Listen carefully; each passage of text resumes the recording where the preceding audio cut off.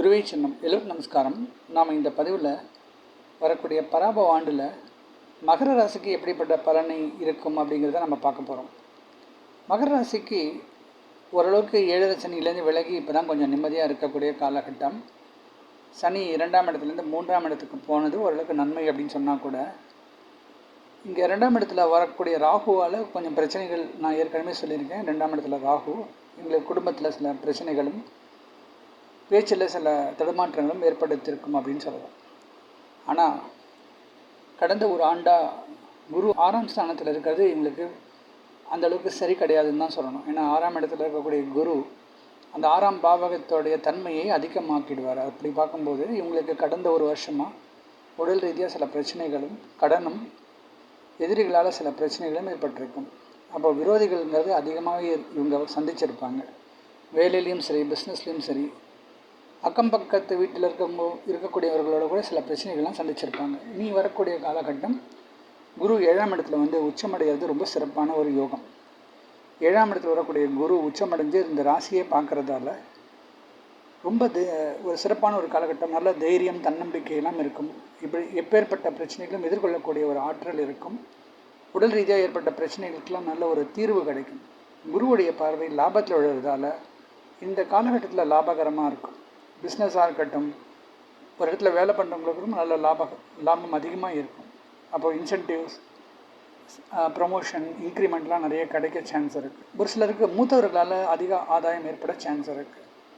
திருமணம் ஆகாதவர்களுக்கு 7ஆம் இடத்துல வரக்கூடிய குருவால் நல்ல திருமண வாழ்க்கை செப்டம்பர் மாதம்குள்ளே அமையறதுக்கு சான்சஸ் அதிகம். அதை விட்டால் அடுத்த வருஷம் ஜனவரி 2027 நல்ல ஒரு திருமண வாழ்க்கை அமைய சான்ஸ் இருக்கும். அதுபோல் பிரிந்த தம்பதிகள் சேர்ந்து வாழக்கூடிய யோகமும், பிரிந்த நண்பர்கள் கூட சேரக்கூடிய யோகம்லாம் இந்த காலகட்டத்தில் அமையும். பிஸ்னஸ்லேயும் பார்ட்னர்ஸால் நல்ல அனுகூலம் ஏற்படக்கூடிய ஒரு சூழல் அப்படின்னு சொல்லலாம். அப்போ இதனால் வரைக்கும் ஏற்பட்ட இந்த குருவுடைய பிரச்சனைகள் இனி ரொம்ப சிறப்பாக இருக்கும் அப்படின்னு சொல்லலாம். அடுத்தது குரு தன்னுடைய 9ஆம் பார்வையாக சனி இருக்கக்கூடிய 3ஆம் இடத்தை பார்க்குறதால இவங்களுடைய முயற்சிக்கு நல்ல வெற்றி கிடைக்கும். கலைத்துறையில் இருக்கிறவங்களுக்கெல்லாம் அவங்களுக்கு நிறைய வாய்ப்புகள்லாம் வரும். ஒரு சிலருக்கு வெளிநாடு போகிறதுக்கான வாய்ப்புகளும் வரும். குறிப்பாக கதை எழுதுகிறவங்க, கவிதை எழுதுகிறவங்க, ஓவியம் வரைகிறவங்களுக்கெல்லாம் ரொம்ப சிறப்பான ஒரு அமைப்பை கொடுத்துரும் அப்படின்னு சொல்லலாம். அதுபோல் ஸ்பிரிச்சுவலாக கூட ஒரு சில பேருக்கு நம்பிக்கை ஏற்படக்கூடிய ஒரு சூழலாகவும் இந்த காலகட்டம் இருக்கும். இதுக்கு அடுத்தது வரக்கூடிய டிசம்பர் மாதம் நடக்கக்கூடிய ராகு கேது பயிற்சியில் ராகு இந்த ராசிக்கு வந்துட போகிறாரு. கேது 7ஆம் இடத்துல வரப்போகிறாரு.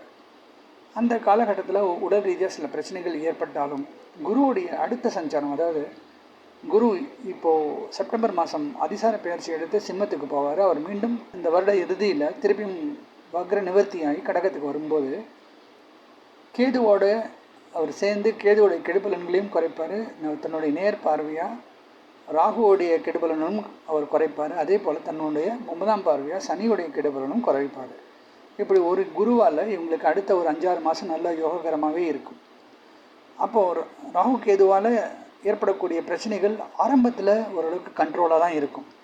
அதனால் கிட்டத்தட்ட 2027 அடுத்த குரு பயிற்சி வரைக்கும் உங்களுக்கு பெரிய பிரச்சனை இருக்காது.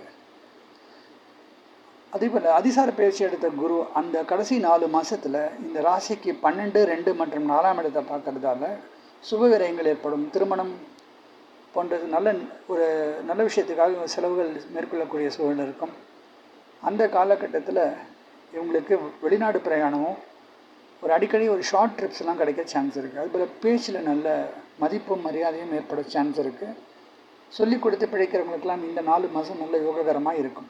அதுபோல் ஒரு சிலருக்கு சொந்த வண்டி வாகன சேர்க்கையும் ஒரு புதிய வீடு கட்டக்கூடிய யோகம்லாம் இருக்கும். இப்படி இந்த பராப ஆண்டில் கிரகங்களுடைய அமைப்புப்படி பார்க்கும்போது வரக்கூடிய குரு பயிற்சியால் ஓரளவுக்கு நன்மை அப்படின்னு சொல்லலாம். அதுவும் இந்த செப்டம்பர், அக்டோபர், நவம்பர், டிசம்பர் இந்த 4 மாதத்தில் ஓரளவுக்கு கொஞ்சம் சுமாராக இருந்தாலுமே அடுத்த குரு பயிற்சி முடிகிற வரைக்கும், அதாவது இந்த பராப ஆண்டு முழுதுமே பார்த்தோன்னா இந்த குருவோட ஒரு குருவுடைய தனி சஞ்சாரத்தாலேயே எல்லா நெகட்டிவ் கிரகங்களும் கண்ட்ரோல் ஆக இவங்களுக்கு ரொம்ப சிறப்பான யோகத்தையும் கொடுக்கும்.